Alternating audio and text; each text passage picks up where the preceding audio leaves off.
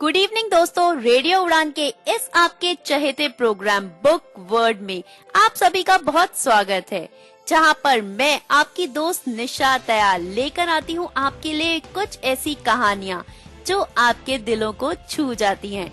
और आज मैं एक बहुत ही अलग कहानी यहां पर लेकर आई हूं, एक ऐसी कहानी जो कि सच्ची घटनाओं पर आधारित है।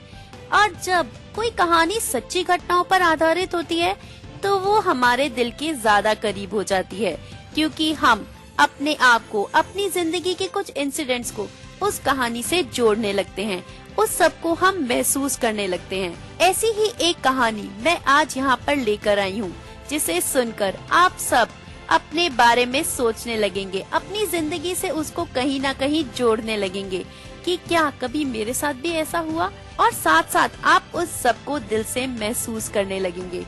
तो चलिए आज बने रहिए मेरे यानी आपकी दोस्त निशा दयाल के साथ और सुनते रहिए ये प्रोग्राम बुक वर्ड, क्योंकि आज इसमें एक ऐसी कहानी है जो आप सभी के दिल को छू जाएगी। और इस कहानी के लेखक हैं, सच्ची कहानियों के लेखक तो एक ही होते हैं भाई, वो ऊपर बैठे हुए नीली छतरी वाले, और उनकी रचना वो ही होती है बेस्ट। उनकी रचना को, उनकी कहानियों को तो कोई चैलेंज कर ही नहीं सकता। और ऐसी ही एक अलग सी कहानी जो उस नीली छतरी वाले ने लिखी है, वो मैं यहाँ पर सुनाने वाली हूँ। तो बने रहिए रेडियो उड़ान के साथ और एक छोटा सा ब्रेक, और उसके बाद मैं लेकर आऊंगी यहाँ पर ये दिल छू जाने वाली कहानी। Stay tuned. सामाजिक विषयों पर सुनने को चर्चा आपको कहीं भी मिल सकती है। आप राजनीति की खबरें भी कहीं से भी सुन सकते हैं। आप खेल जगत की खबरें भी कहीं से सुन सकते हैं।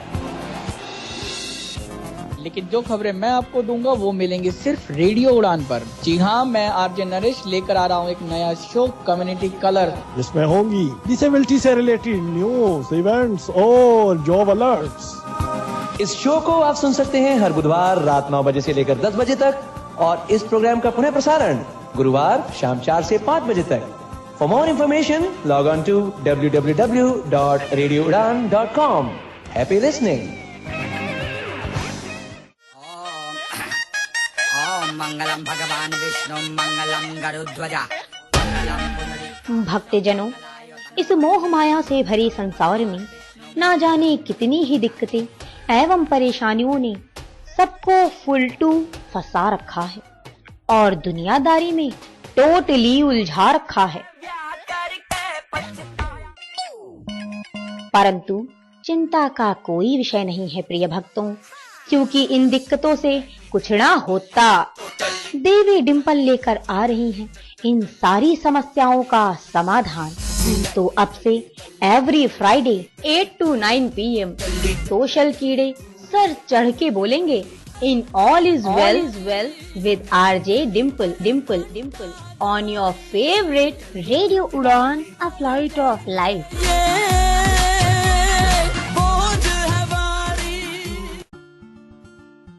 Welcome back to the programme book word. आप है मेरे यानी आरजे निशा के साथ, और आज वादे के मुताबिक मैं लेकर आई हूँ आपके लिए एक सच्ची घटनाओं पर आधारित कहानी।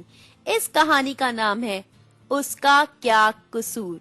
जी हाँ, ये कहानी एक लड़के की कहानी है जिसकी जिंदगी में कुछ ऐसी घटनाएं घटती गईं जिसने उसे ये सोचने पर मजबूर कर दिया कि आखिर क्या है ये, क्यों ऊपर वाला मेरे साथ ये सब कुछ कर रहा है। खैर, मैं सब कुछ यहीं पर तो नहीं बता दूंगी, तो चलिए सुनते हैं ये कहानी।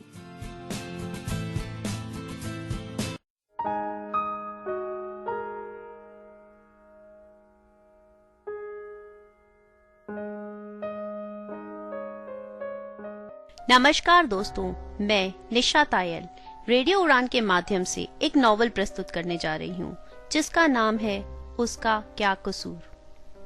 ये नॉवल एक सच्ची कहानी पर आधारित है, एक लड़के की कहानी, एक ऐसे लड़के की कहानी जिसकी जिंदगी में एक के बाद एक दुर्घटनाएं घटती रही, पर वो आखिर तक ये नहीं समझ पाया कि आखिर उसका क्या कसूर था।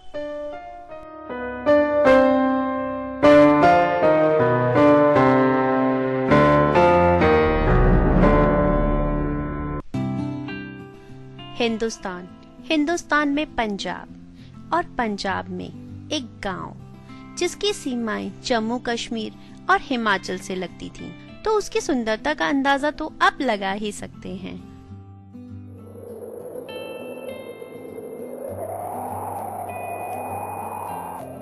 ऊंचे पहाड़, कलकल करती हुई नदी, हरे हरे पेड़ और उन पेड़ों पर ची ची करती हुई चहचहाती हुई ढेरों चिड़ियाएं।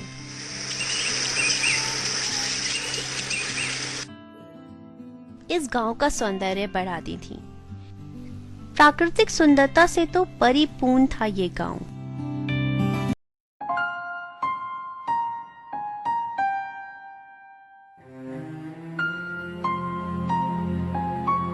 ये जो गांव होता है ना दोस्तों, गांव ये एक परिवार होता है।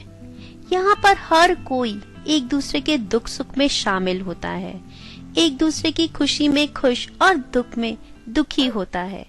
और अगर किसी के घर में कोई चोरी हो जाए, कोई तकलीफ हो, कोई बीमारी हो जाए, तो पूरा गांव इकट्ठा हो जाता है हाल चाल पूछने, मदद करने।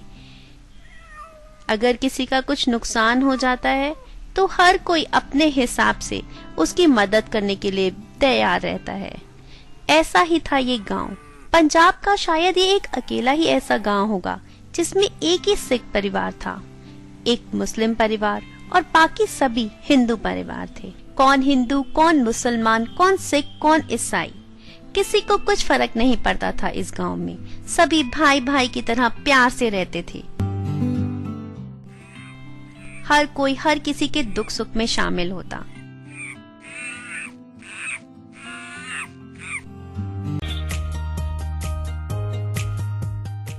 और इस गांव में था एक घर, जिस घर में एक हंसता खेलता परिवार में पिताजी रमेश गुप्ता, माता और उनके 3 बच्चे, बड़ी बहन सुनैना 12 साल की और नटखट पराग 8 साल का और छोटी सी नन्ही सुप्रिया 3 साल की थी।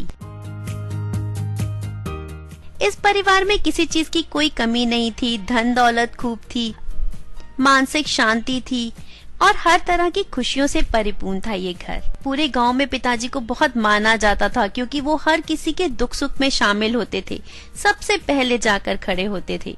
तो गांव के सभी लोग उनको अपने बड़े भाई की तरह मानते थे और उनकी बहुत इज्जत करते थे। अभी हाल ही में उन्होंने एक नया घर भी बनाया था, जिस घर में आगे एक बड़ा सा आंगन था, दोनों ओर फूल पत्तियों वाले पेड़ लगे हुए थे। अंदर घुसे तो सीधे हाथ को रसोई घर था और उल्टे हाथ को नहान घर, और आगे चल के 3 बड़े बड़े कमरे थे। एक कमरा माता पिता का, एक बच्चों का और एक कमरा खाली भी था। और चौक में खाना खाने के लिए जगह बनाई हुई थी। ये एक बहुत ही खुशहाल परिवार था। पिताजी जम्मू कश्मीर में एक दुकान चलाते थे। हफ्ते में 6 दिन वहां रहते, 7वें दिन घर आते, अपने परिवार के साथ हंस खेल कर टाइम बिताते, बच्चों के साथ टाइम बिताते। पराग और उनके बीच में तो मानो एक दोस्त का रिश्ता था। नन्हा पराग तो बहुत ही शरारती था। कभी बड़ी बहन के बाल खींचता, कभी छोटी बहन को तंग करता, कभी माँ को सताता और पिताजी से तो ढेरों सवाल ही पूछता था। सबको हंसाना, अपनी उल्टी सीधी हरकतें करके सबका मन लगाए रखना, यही काम था उसका। पर माँ के दिमाग में एक छोटी सी परेशानी थी। नन्हे पराग को चश्मा लगा हुआ था और माँ को ये बात बिल्कुल अच्छी नहीं लगती थी। माँ सोचती थी मैं कैसे भी करके अपने बेटे का ये चश्मा हटवा दूं और वो भी बाकी बच्चों जैसे ही दिखे, बाकी बच्चों जैसे ही खेल पाए। माँ के दिमाग में ये चिंता सताती रहती। इस बारे में बात करने की कोशिश करती तो पिताजी गौर ही नहीं करते।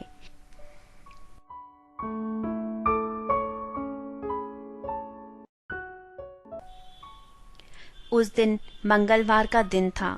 सब कुछ पहले जैसा ही था।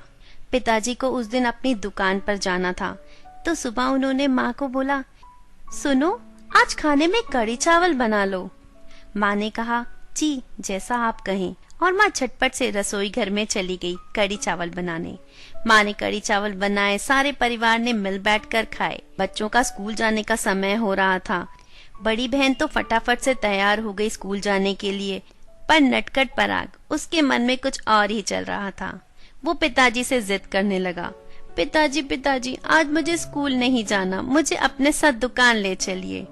पिताजी ने कहा, बदमाश तू क्या करेगा दुकान जाकर, तुझे तो अभी खूब पढ़ लिखना है, खूब बड़ा आदमी बनना है, पढ़ाई में ध्यान दे, दुकान में जाकर क्या करेगा भला।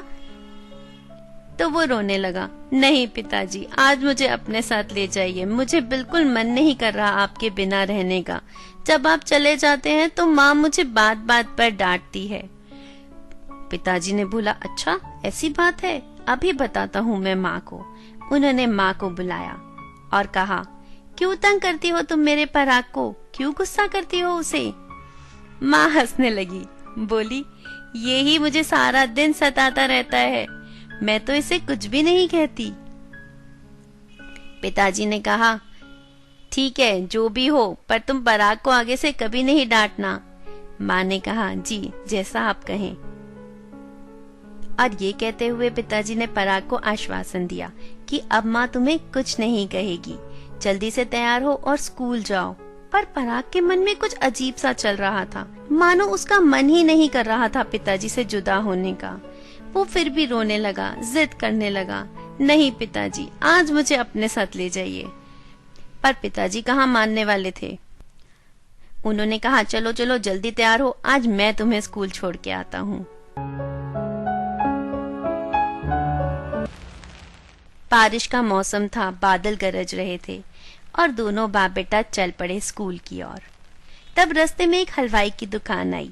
फिर पराग बोला, पिताजी मुझे मालपूड़े खाने हैं। पिताजी हंसकर बोले, अच्छा अगर मालपूड़े दिला दूंगा तब तो खुश होकर स्कूल जाओगे। वो बोला, जी पिताजी। तो पिताजी ने उसे 10 रुपए के मालपूड़े दिला दिए, जिन्हें पाकर वो खुश हो गया और खुशी खुशी स्कूल चला गया। पिताजी जम्मू कश्मीर की तरफ अपनी दुकान की ओर चले गए।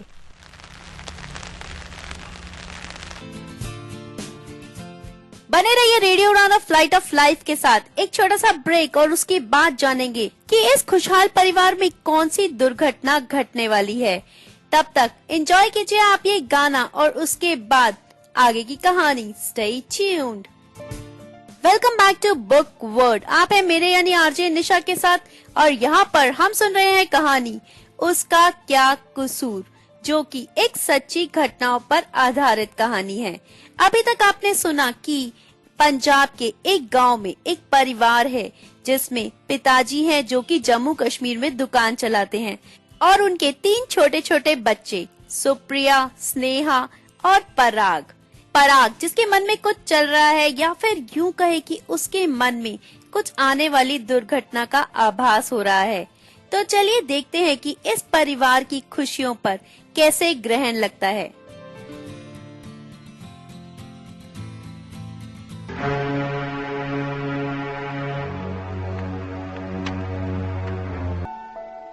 साढ़े 11 बज गए थे। माँ कपड़े धो रही थी और नन्ही सुप्रिया वहीं घर में खेल रही थी। अचानक से क्या हुआ, गांव का कुछ माहौल ही बदल गया, जैसे मानो काले बादल छा गए हों। हर तरफ शांति सी हो गई, लोग अपनी दुकानें बंद करने लग गए और सब परेशान परेशान से दिखाई पड़ रहे थे। कुछ लोग तो अपनी गाड़ियां लेकर कहीं की ओर निकल पड़े थे। और ये क्या, कुछ औरतें रो भी रही थी।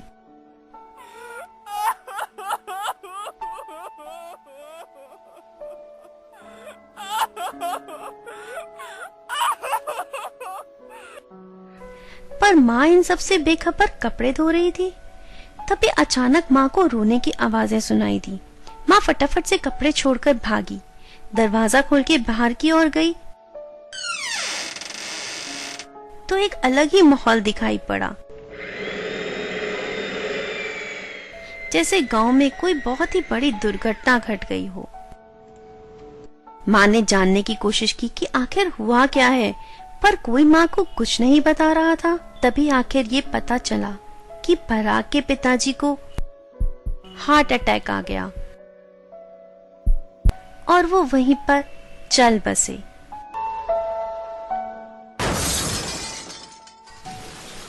ये सुनते ही माँ को तो अपने कानों पर विश्वास ही नहीं हुआ। ऐसे कैसे भला एक पल में पूरी दुनिया उजड़ गई? सुबह तो सब कुछ ठीक ठाक था, फिर ऐसा क्या हुआ कि सब कुछ ही बदल गया?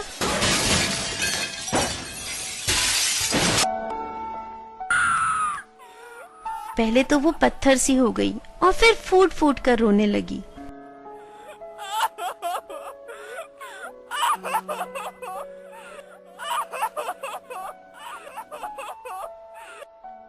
गांव में सब लोग इकट्ठा हो गए। सुनैना और पराग को स्कूल से लेकर आया गया।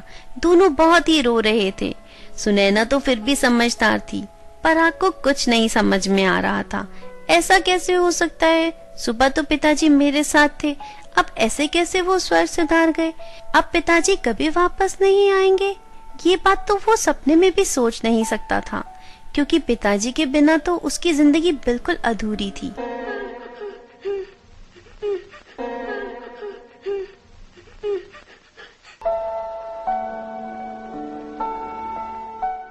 पूरे परिवार पर तो जैसे कहर ही टूट पड़ा।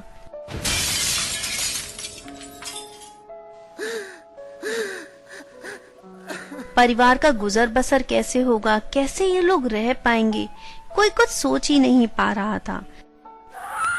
सब रिश्तेदार इकट्ठे हो गए, पिताजी की बॉडी लाई गई और अंतिम संस्कार भी कर दिया गया। पर घर में माँ तो जैसे पागल सी हो गई थी। कुछ समझ ही नहीं आ रहा था। बच्चों को संभाले, अपने आप को संभाले, घर को संभाले, क्या क्या करे आखिर वो। सुनैना काफी समझदार थी। उसने अपनी माँ को संभाला, छोटे भाई को समझाया। छोटी बहन को तो कुछ भी नहीं समझ में आ रहा था, फिर भी वो सबको रोता देखकर रोए ही जा रही थी। उसने छोटी बहन को भी चुप कराया। पूरे घर को संभालने की कोशिश की। उस नन्ही सी उम्र में वो एकदम से बड़ी और समझदार हो गई।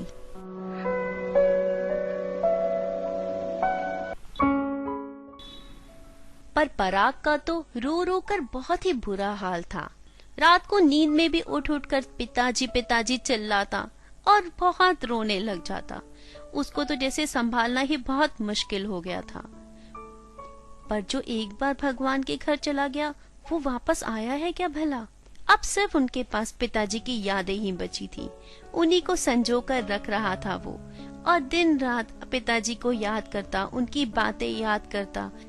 कभी उनकी कुछ बातें याद कर कर मुस्कुराता और कभी फूट फूट कर रोने लगता। पूरा परिवार मिलकर पराग को संभाल नहीं पा रहा था।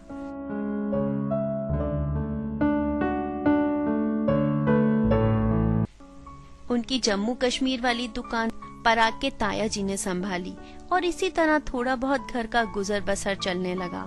माँ ने एक ब्यूटी पार्लर में काम करना शुरू किया और बड़ी बहन, जो वक्त से पहले ही बड़ी हो चली थी, उसने घर संभालना शुरू कर दिया। घर में खाना बनाती, दोनों भाई बहनों को संभालती और घर का सारा काम संभालने लग गई वो। ना सिर्फ घर संभालना, पढ़ाई में भी अव्वल नंबर थी वो, और साथ साथ घर में अपने से छोटे बच्चों को मैथ्स पढ़ाती, ट्यूशंस पढ़ाती और उन पैसों से अपनी फीस भरती और घर में थोड़ी मदद भी कर पाती। अब इसी तरह इस परिवार की जिंदगी चलने लगी। कभी सब एक साथ मिलकर खूब रोते और कभी एक दूसरे को दिलासा देते और हौसला देते और फिर अपनी जिंदगी को सामान्य रूप से चलाने के लिए पूरी कोशिश करते।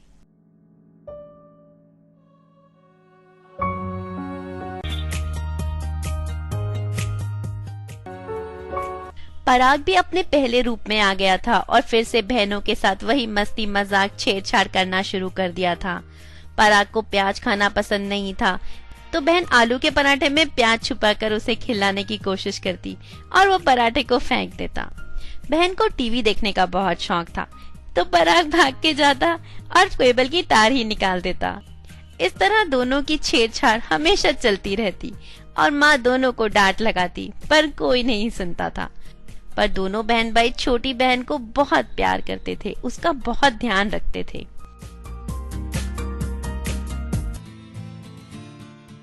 आप सुन रहे हैं कहानी उसका क्या कसूर। मेरे यानी आरजे निशा के साथ अपने फेवरेट शो बुक वर्ड में। तो बने रहिए radio Udaan flight of life के साथ। एक छोटे से ब्रेक के बाद हम बढ़ाएंगे इस कहानी को आगे। Stay tuned. Debate is a passion. Debate is an obsession. Debate. It's time to take a stand. Do you think you have an upper hand? Then let's debate every controversial matter in Badalta Do. Every Saturday from 10 p.m. to 11 p.m. only and only on Radio Udan.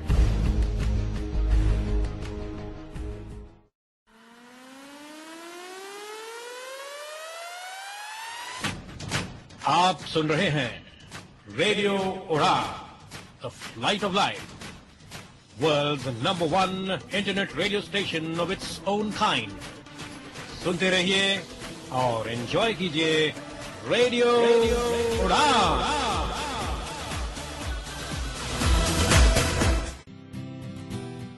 Welcome back to programme book word. आप है मेरे यानी RJ निशा के साथ और ये है आपका फेवरेट शो बुक वर्ड। यहाँ पर मैं सुना रही हूँ कहानी उसका क्या कसूर, जो एक सच्ची घटनाओं पर आधारित कहानी है। अभी तक हमने सुना कि पंजाब के एक गांव में एक परिवार है जो खुशहाल था, जिसमें एक माता, पिता और 3 बच्चे, सुप्रिया, सुनैना और पराग। जहाँ पर पराग एक बहुत ही नटखट बच्चा है। इन लोगों की जिंदगी में एक बहुत ही बड़ा पहाड़ टूट पड़ा। पिताजी को हार्ट अटैक हो गया और इन लोगों के ऊपर दुखों का बहुत बड़ा पहाड़ टूट पड़ा। जो चला गया उसे हमें भुलाना नहीं है, पर उसकी यादों के साथ जीना सीखना इम्पोर्टेंट है। और यहाँ पर इन लोगों ने अपने पिताजी की यादों के साथ जीना शायद सीख लिया है। पर अब देखते हैं कि इनकी जिंदगी में आगे क्या हो रहा है। परंतु कुदरत को तो शायद उनका ऐसी जिंदगी गुजारना भी गवारा ना था। और कुछ समय बाद माँ ने मामा जी की मदद से पराग की आंखों का ऑपरेशन करा दिया और उस ऑपरेशन के कारण पराग की आंखों की रोशनी चली गई और अब वो कुछ भी ना देख पाता। उसकी जिंदगी में अंधकार भर गया। माँ, जिसकी जिंदगी का वो इकलौता सहारा था, अब उसकी आंखों की रोशनी भी चली गई। मानो अब घर पे एक और पहाड़ टूट पड़ा, एक और कहर ढह गया। अब क्या करेंगे वो? अगर पराग भी देख नहीं पाएगा तो बड़ा होकर कैसे वो अपनी माँ और बहनों का सहारा बनेगा? यही सोच सोच माँ बहुत परेशान हुई। पर मामा जी ने माँ को हौसला दिया और वो उनको अमृतसर में एक बड़े डॉक्टर के पास ले गए। बहुत मिन्नतें करने के बाद उस डॉक्टर ने पराग का ऑपरेशन किया और पराग की आंखों की रोशनी वापस आ गई। पर ये सिलसिला यहीं खत्म ना हुआ। कुछ समय बाद वो रोशनी फिर से जाती और फिर ऑपरेशन कराया जाता, फिर वापस आ जाती। इसी तरह ये सिलसिला चलता रहा। जो थोड़ा बहुत परिवार में धन दौलत बचा था वो भी सब पराग के इलाज पर खत्म होता जा रहा था। माँ को तो ये चिंता सता रही थी कि अगर ये ठीक नहीं होगा तो कल को मेरी बेटियों के साथ कौन शादी करेगा? एक तरफ बाप नहीं, भाई अंधा, ऐसे हालत में तो लड़कियों का हाथ थामने भी कोई नहीं आता। एक के बाद एक कहर ढह रहे थे परिवार के ऊपर। जब वो अपने आप को संभालने की कोशिश करते तो एक और बड़ी मुसीबत आन खड़ी होती।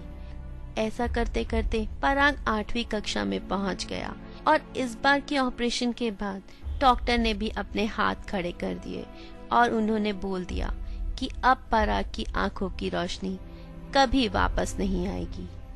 ये सुनकर इधर पराग फूट फूट के रो रहा था, माँ परेशान थी, सारे रिश्तेदार परेशान हो गए। मामा जी, जो पिताजी के बाद पराग के सबसे करीब थे, वो पराग को आखिर हौसला देते भी तो क्या कहकर। पराग की जिंदगी में अंधकार भर गया था। दूर दूर तक कोई भी आशा की किरण नहीं दिखाई दे रही थी। इधर पराग की पढ़ाई छूट गई और आगे जाके वो जिंदगी में क्या करेगा कोई सोच नहीं पा रहा था। धीरे धीरे समय बीतने लगा और पराग ने अपने हालात के साथ समझौता कर लिया। पर उसको जिंदगी में कुछ ना कुछ तो करना ही था। ऐसे ही घर में खाली बैठकर वो कब तक अपनी जिंदगी बिताता। उसने ढूंढना शुरू किया, लोगों से पूछना शुरू किया। तब जाके कहीं पता चला कि ब्लाइंड लोगों के लिए स्पेशल स्कूल्स होते हैं जहाँ पर उनको पढ़ाया जाता है, सिखाया जाता है और जिंदगी में बाकी लोगों के साथ खड़े रहने के काबिल बनाया जाता है। पराग ने ठान ली कि वह स्कूल जाएगा और अपनी पढ़ाई आगे करेगा। गांव के सभी लोगों ने बहुत मना किया। सबने कहा कि कुछ नहीं मिलने वाला वहां जाकर, ये लोग ऐसे ही झांसा देते हैं, कुछ नहीं सिखाते। भला एक नेत्रहीन बालक कैसे पढ़ाई कर पाएगा? किसी को ये बात समझ नहीं आ रही थी। पर पराग, उसने तो मन ही मन ठान लिया था कि वह स्कूल जाकर ही रहेगा।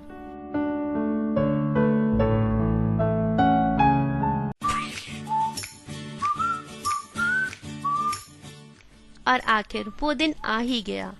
पराग ने अपना सामान बांध लिया और वो स्कूल की ओर चला गया। इसमें मामा जी ने उसका पूरा साथ दिया। जब पराग की आंखों की रोशनी गई तब वो 8वीं कक्षा में था। उसके बाद उसे 4 साल लग गए नॉर्मल होने में और एक स्कूल ढूंढने में जहाँ वो अपनी पढ़ाई आगे बढ़ा सकता था। उसकी जिंदगी के वो 4 साल खराब हो गए और उसे वहाँ 8वीं कक्षा में ही दाखिला दिया गया। और स्कूल में जाने के बाद ही पराग की जिंदगी में एक नई खुशी की लहर आ गई। जब उसने देखा कि वो अकेला एक नेत्रहीन बालक नहीं है, ऐसे बहुत सारे हैं इस दुनिया में। और उसने पाया कि वो उन सबसे तो बहुत होशियार भी है और बहुत समझदार भी। तो उसे लगा अगर ये लोग पढ़ लिख सकते हैं तो मैं क्यों नहीं। और वहाँ से पराग की जिंदगी का एक दूसरा दौर शुरू हुआ। उसकी जिंदगी में वापस खुशियां आनी शुरू हुई। उसने अपने साथ के बच्चों के साथ खेलना शुरू किया, मस्ती करना शुरू किया। वहाँ उसने शतरंज खेलना सीखा, क्रिकेट खेलना सीखा, ब्रेल पढ़ना सीखा। और घर में जो उसकी छेड़छाड़ की मस्ती मजाक की आदत थी, वो वहाँ उसका एक टैलेंट निकल कर आ गई। उसने नाटकों में हिस्सा लिया। सब लोगों को अपनी बातों से रुझा लेता था वो, चाहे वो प्रिंसिपल हो, चाहे वो टीचर हो, चाहे वो स्टूडेंट्स हो। हर कोई उसे प्यार करने लगा, चाहने लगा, उसके टैलेंट को अप्रिशिएट करने लगा। अब पराग में कॉन्फिडेंस आ चुका था, जीने का एक मकसद मिल गया था उसे। उसने हर चीज में आगे बढ़ बढ़कर हिस्सा लेना शुरू किया और उसकी ये खुशियां देखकर उसकी माता बहुत खुश थी और साथ ही उसके मामा भी, जिन्होंने उसको बहुत प्रोत्साहन दिया था इस स्कूल में जाने का और जिंदगी में कुछ करने का। जब सभी रिश्तेदारों को पता चला कि अब पराग भी पढ़ लिख रहा है तो सभी बहुत खुश थे। पराग के लिए अब अच्छे दिन आ गए थे। जिंदगी अच्छी चल रही थी, मस्ती हो रही थी, वो बहुत कुछ नया सीख भी रहा था, साथ साथ मस्ती भी हो रही थी, मजाक भी हो रहे थे और वो लाइफ को एंजॉय करने लगा।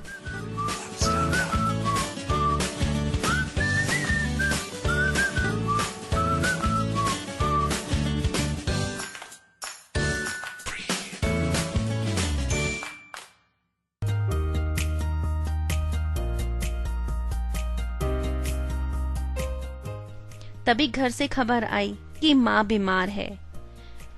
ये सुनकर उससे रहा ना गया। उसने तुरंत प्रिंसिपल साहब से बात की और कहा कि मैं घर जाना चाहता हूँ, अब मैं थोड़ा टाइम अपनी माँ के साथ बिताना चाहता हूँ। तो प्रिंसिपल ने उसे 1 महीने की छुट्टी दे दी। अब घर जाने के लिए उसको किसी सहारे की जरूरत नहीं थी, क्योंकि वो अकेले चलना सीख गया था और उसके मामा ने भी इसमें उसका साथ दिया। उन्होंने कहा, मैं तेरे साथ हूँ, तो हिम्मत करके अकेला जा। जब तू अकेला सीखेगा तभी तो इंडिपेंडेंट होगा। और पराग ने भी यही सोचा और वो अकेला ही घर चला गया। 2 साल पहले ही बड़ी बहन की शादी हो चुकी थी। उसको एक अच्छा घर मिला था। लड़का एक बहुत बड़ी कंपनी में काम करता था और उसकी जिंदगी बहुत ही खुशहाल थी। तो माँ एक चिंता से तो मुक्त हो गई थी। अब उसे बड़ी बहन की तरफ से कोई चिंता नहीं थी।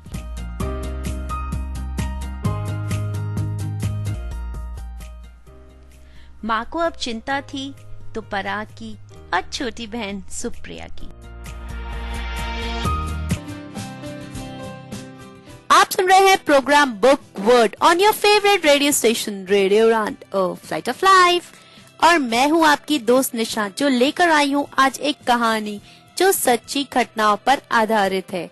जी हाँ, इस कहानी का नाम है उसका क्या कसूर। अब इस कहानी में आने वाला है एक नया ट्विस्ट। उससे पहले एक छोटा सा break and I will be right back. Stay tuned. हमारी जिंदगी को और भी खूबसूरत बनाता है PYR यानी कि प्यार। मेरी लाइफ में सिर्फ दो चीज है, प्यार प्यार प्यार या मोर मोर मोर।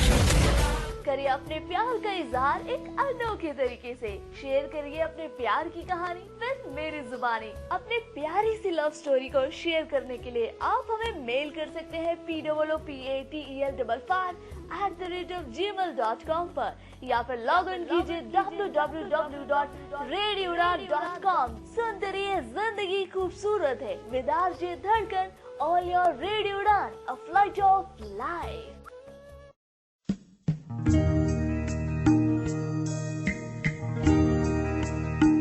न फिक्र करो बीते लम्हों की कि कल का सूरज निकलना बाकी है।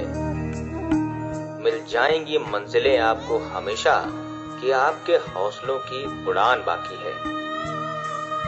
सुनते रहिए radio Udaan, the flight of life.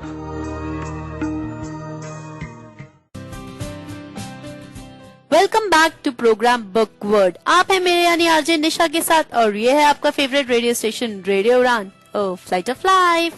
और मैं आपको आज यहाँ सुना रही हूँ कहानी उसका क्या कसूर, जिसे उस ऊपर वाले नीली छतरी वाले ने लिखा है।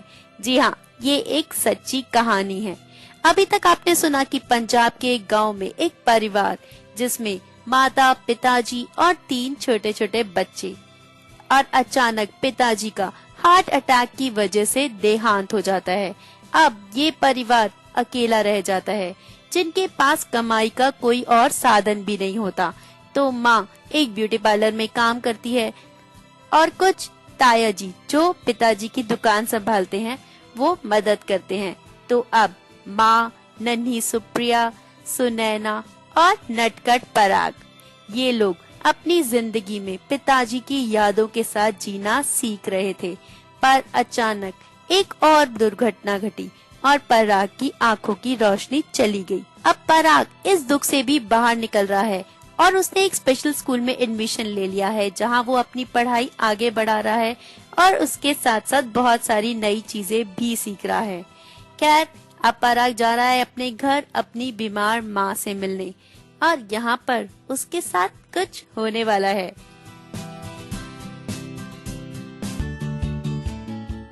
उधर छोटी बहन और माँ जो अकेली रह गई थीं, उन्होंने अपने घर का खाली कमरा एक लड़की को किराए पर दे दिया, जो कि पास ही की यूनिवर्सिटी से बीएड कर रही थी।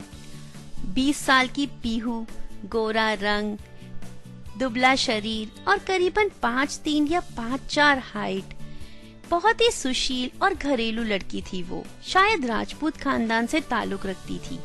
कुछ ही दिनों में वो माँ और सुनैना के साथ इतनी घुल मिल गई कि मानो उनके परिवार का एक हिस्सा हो। जब माँ ने बताया कि पराग, जो कि लुधियाना के एक स्पेशल स्कूल में 8वीं कक्षा में पढ़ रहा है, जल्दी ही घर लौटने वाला है, तो पीहू ने अपने दिमाग में एक इमेज बनाई एक नन्हे लड़के की, और वो उसका इंतजार करने लगी।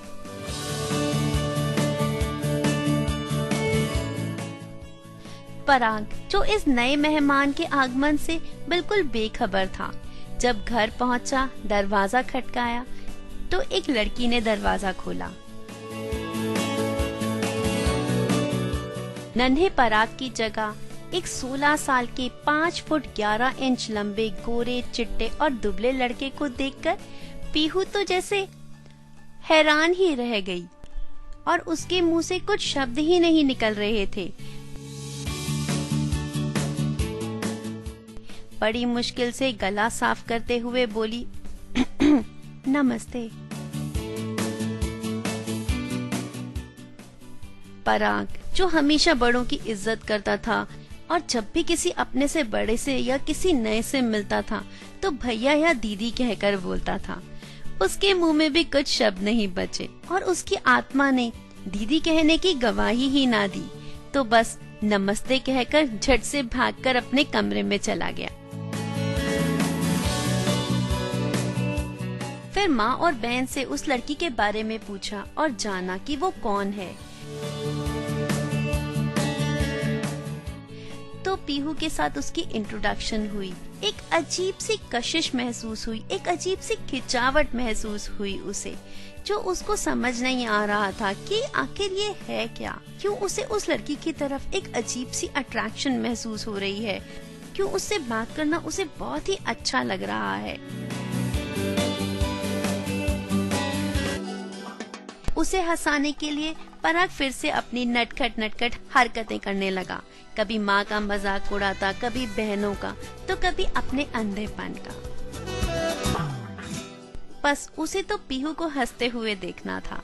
उसकी एक हंसी के लिए वो कुछ भी कर रहा था, कुछ भी मस्ती कर रहा था, कुछ भी उल्टी हरकतें कर रहा था, अपना खुद का इतना मजाक बना रहा था और पीहू को हंसा रहा था।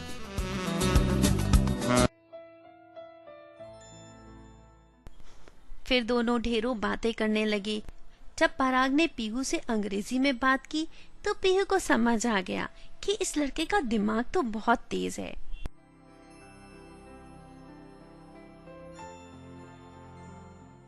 एक दिन वो बीएड का एक असाइनमेंट कर रही थी। उसे कुछ समझ नहीं आ रहा था और बहुत परेशान हो रही थी। तभी पराग वहां आया। उसने पूछा, क्या कर रही हो? लाओ मैं तुम्हारी मदद कर देता हूँ। वह हंसने लगी कि तुम 8वीं कक्षा में पढ़ने वाले मेरी क्या मदद कर पाओगे? पराग ने कहा, एक बार पूछकर तो देखो, तुम खुद जान जाओगी कि हम कितने इंटेलिजेंट हैं। पीहू ने कहा, चलो ठीक है, ट्राई कर लेते हैं। तो पीहू उससे सवाल पूछने लगी और पराग ने उसके सवालों का झटपट जवाब दे दिया और उसकी पूरी मदद की वो असाइनमेंट बनाने में। इस बात से तो पीहू बहुत ही इम्प्रेस हो गई।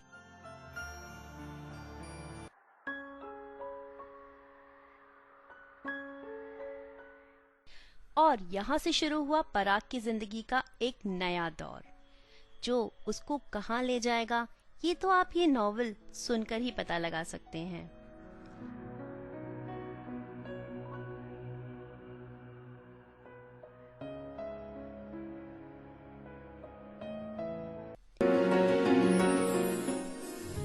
पराग अपना ज्यादातर टाइम पीहू के साथ बिताने लगा। उसके साथ ढेरों बातें करने लगा। अपने स्कूल की बातें बताकर कभी उसको हंसाता, कभी उसके परिवार के बारे में ढेरों बातें पूछता और उनका ये बातों का सिलसिला यूं ही चलने लगा। पराग ने अपने मन में एक सपना संजो लिया। वो सोचने लगा कि जैसे फिल्मों में कोई लड़की किसी के घर रहने आती है और उसके साथ उसे प्यार हो जाता है, क्या मेरा और पीहू का भी कुछ ऐसा रिश्ता हो पाएगा? और वो ये सोच सोच मन मन मुस्काने लगा। अपने मन में अपनी और पीहू की साथ जिंदगी के सपने देखने लगा। उधर पीहू को भी पराग के साथ बातें करना बहुत अच्छा लगता था, पर उसके मन में क्या चल रहा था ये तो किसी को नहीं पता था।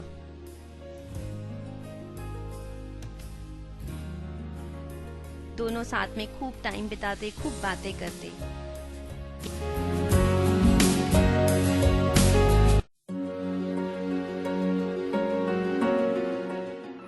एक दिन वो दोनों छत पर खड़े थे, हमेशा की तरह बातें कर रहे थे। तो पराग ने पीहू से प्यार के बारे में बात करनी चाहिए, जिस पर पीहू गुस्सा हो गई और गुस्से में उसको बोली, अगर तुम इस तरह की बातें करोगे तो मैं तुम्हारी माँ को शिकायत कर दूंगी। तो पराग डर गया। नहीं नहीं, मैं आगे से इस बारे में कोई बात नहीं करूँगा, तुम माँ को कुछ मत कहना। और पीहू ने कहा ठीक है।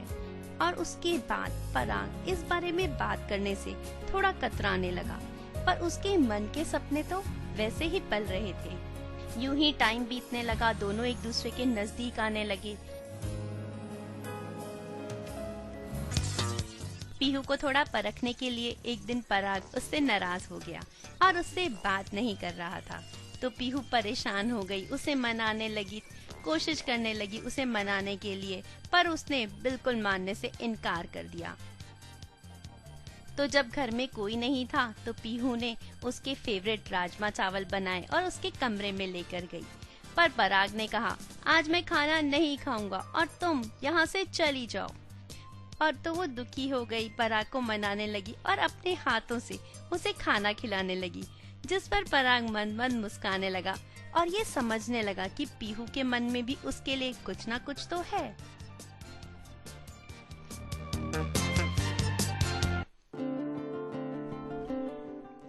इसी सपने को संजोते संजोते समय बीतता रहा और पराग और पीहू एक दूसरे के साथ समय बिताते रहे। और अब वो दिन नजदीक ही था जब पीहू की बीएड खत्म होने वाली थी।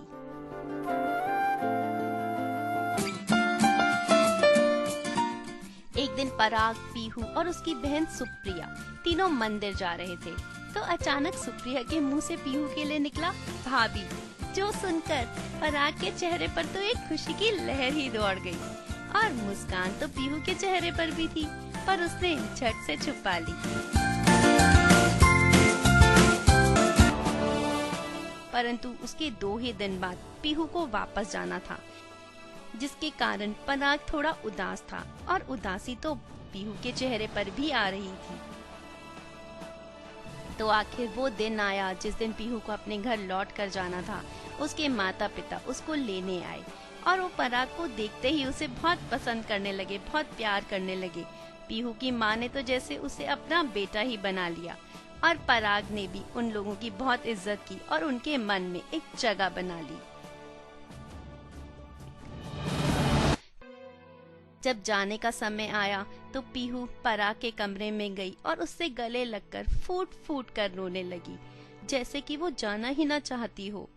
पर उसने अपने मुंह से पराग को कुछ नहीं कहा और पराग ये इंतजार ही करता रहा कि शायद पीहू अपने प्यार का इजहार करेगी, पर उसने ऐसा नहीं किया और वो चली गई।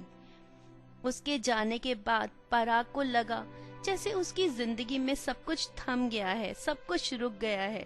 उसे लगा कि ये रिश्ता यहीं खत्म हो गया है और अब वो पीहू से कभी नहीं मिल पाएगा। ये सोचकर वो बहुत उदास हो गया और अपने कमरे में जाकर फूट फूट कर रोने लगा।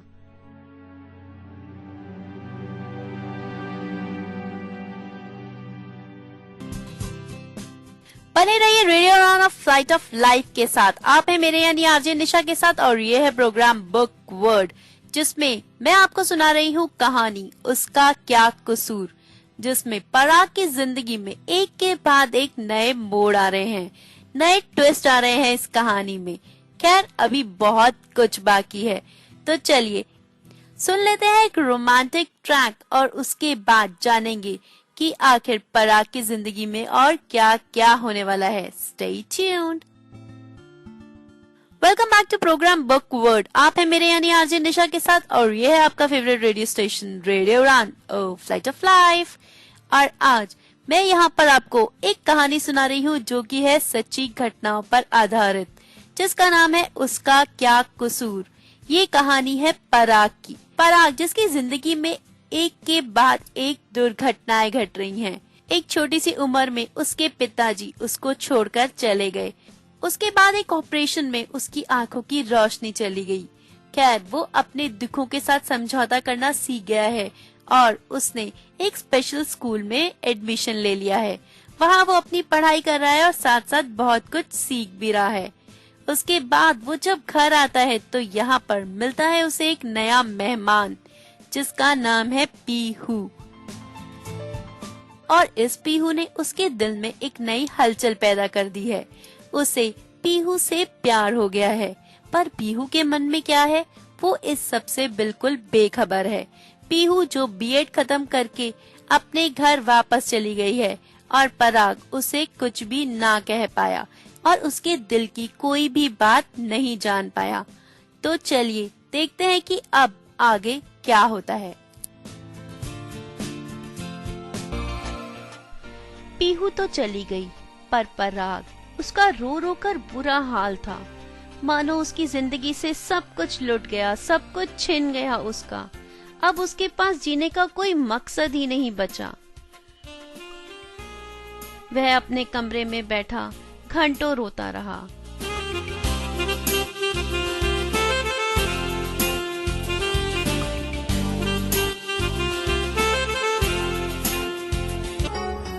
फिर उसे लगा शायद मैं घर से बाहर निकलूं, दोस्तों से मिलूं तो शायद कुछ बेहतर महसूस करूं। यही सोचकर वह उठा, थोड़ा मुंह धोया और बाहर दोस्तों से मिलने चला गया।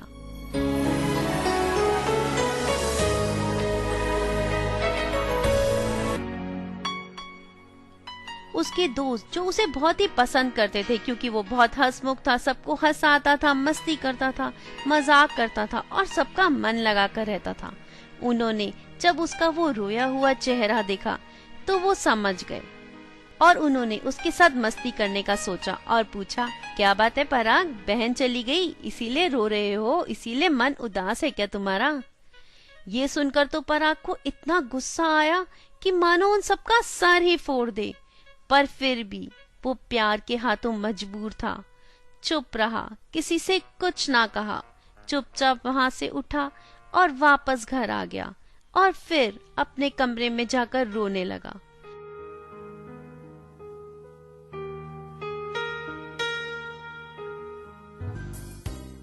एक एक पल मानो एक एक बरस से भी लंबा हो गया था, कांटे नहीं कट रहा था। कुछ समझ नहीं आ रहा था उसको क्या करूं। ये तो पीड़ा ऐसी थी जो वो किसी को बता भी नहीं सकता था और छुपाए भी नहीं छुप रही थी। किसी को बताता भी तो क्या, उसे तो पता ही नहीं था कि पीहू उसे कितना चाहती है या नहीं चाहती है। क्या था ये रिश्ता जो अचानक से खत्म हो गया?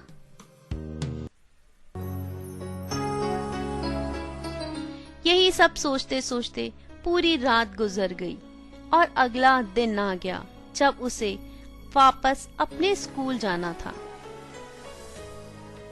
उसने अपना सामान बांधा और माँ और बहन से विदा लेकर स्कूल की ओर चला गया।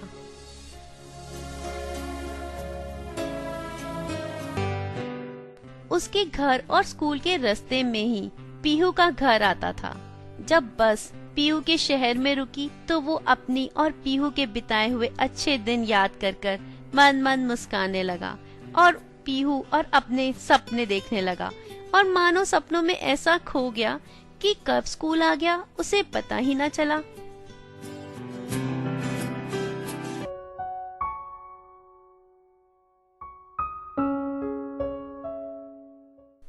स्कूल पहुंचा तो वहां भी उसके दोस्त, उसके टीचर, सबको उसमें एक चेंज दिखाई दिया। सबको वो बदला बदला दिखाई दिया, बहुत ही उदास, मानो एक दर्द छुपा के रखा हो अपने सीने में। सबने उससे बहुत पूछा कि आखिर क्या कारण है, क्यों तुम इतने उदास हो? पर पराग ने किसी से कुछ ना कहा, अपने दिल का दर्द अपने दिल में छुपा कर रखा और सबके साथ नॉर्मल बात करने की कोशिश करने लगा। पर वो ऐसा चाहकर भी कर ही नहीं पाया क्योंकि वो दिल से इतना उदास और इतना दुखी था, जैसे खुश होने की तो उसके पास कोई वजह ही नहीं थी। खाने का समय हुआ, सबने उसे बुलाया। हिम्मत करके वह भी चला गया खाना खाने, पर खाने का एक निवाला भी वो अपने अंदर नहीं ले जा पाया। उसने बहुत कोशिश की पर उससे नहीं हुआ। वो वहीं खाना छोड़कर भागकर कमरे में आ गया और रोने लगा।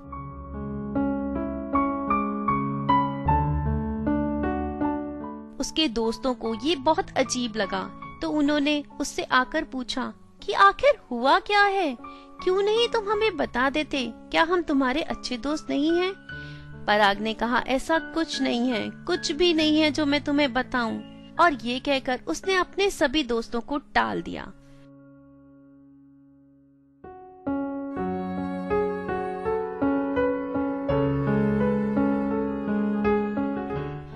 रात रात भर सो नहीं पाता था वो। पीहू के सपने देखता रहता था, उसके बारे में सोचता रहता था, वो पल याद करता था जो उन दोनों ने साथ में बिताए थे।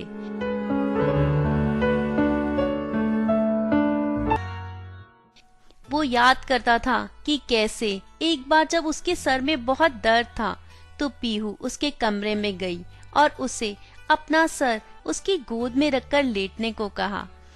और जैसे ही पीहू ने उसे छुआ तो उसके स्पर्श मात्र से ही उसका सारा दर्द गायब हो गया।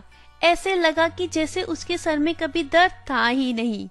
पर फिर भी पीहू जिद करके उसके सर में मालिश करने लगी और ऐसा लगा जैसे कोई दैवीय शक्ति उसके जख्मों पर मरहम लगा रही हो।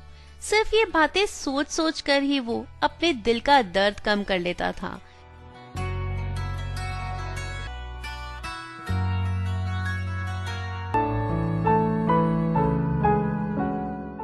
उधर पीहू का भी कुछ ऐसा ही हाल था। अपने माँ बाप, भाई भाभी, किसी से बात करने में उसका मन ही नहीं लग रहा था। सब उससे सवाल पूछते और वो खोई खोई सी बैठी थी, कुछ जवाब ही न दे पाती। कोई उससे कुछ सवाल पूछता तो जैसे उसे कुछ सुनाई ही ना देता। फिर दोबारा पूछने पर कहती, हाँ क्या कह रहे थे आप? उसे कुछ समझ ही नहीं आ रहा था, जैसे पराग के सिवा वो कुछ और सोच ही नहीं पा रही थी। दिन रात बस उसी के सपने देख रही थी, उसी को याद कर रही थी।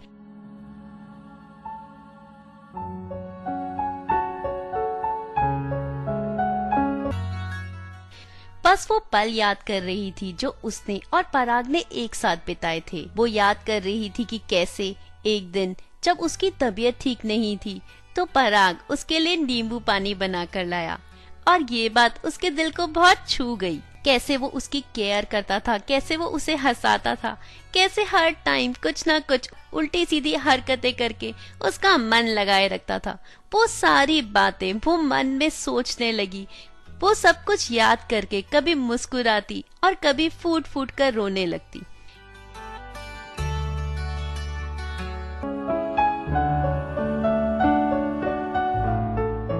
ये नहीं समझ पा रही थी कि मैं प्यार का इजहार करूं या नहीं करूं। उसे लगा शायद एक आध दिन में सब ठीक हो जाएगा, परंतु ऐसा नहीं हुआ।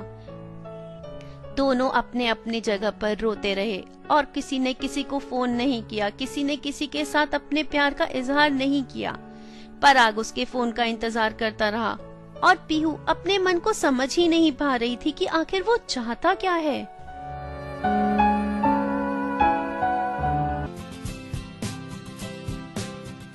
पराग जो इस बात से बेखबर है कि आग उधर भी बराबर लगी है, उसके हाथ में कुछ भी नहीं है। पर पीहू वो अपना मोहब्बतें बयां क्यों नहीं कर रही? क्या उसको समाज या लोगों का डर है, या फिर वो पराग के इस अंधेपन से घबरा रही है? खैर, ये जानने के लिए तो आपको इंतजार करना होगा अगले हफ्ते तक, क्योंकि आज का समय तो खत्म हो गया है। तब तक आप मेरा इंतजार कीजिए और करना चाहें तो आप एक काम कर सकते हैं।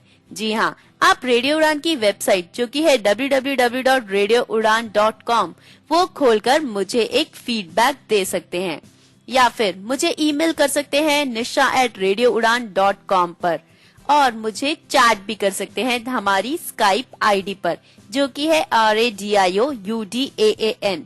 यहाँ आप मुझे बता सकते हैं कि आपको ये शो कैसा लग रहा है, और आप अपने सुझाव देकर मुझे इस शो को बेहतर बनाने में मदद भी कर सकते हैं। खैर, ये तो आपकी मर्जी है कि आपको क्या करना है। और अगर आज आप किसी कारण से ये शो नहीं सुन पाए हैं तो भी हमारे पास ऑप्शंस हैं। आप चाहे तो इस शो को कल 3 से 4 बजे दोपहर में भी सुन सकते हैं, और उसके अलावा ये शो आपको YouTube पर भी मिलेगा।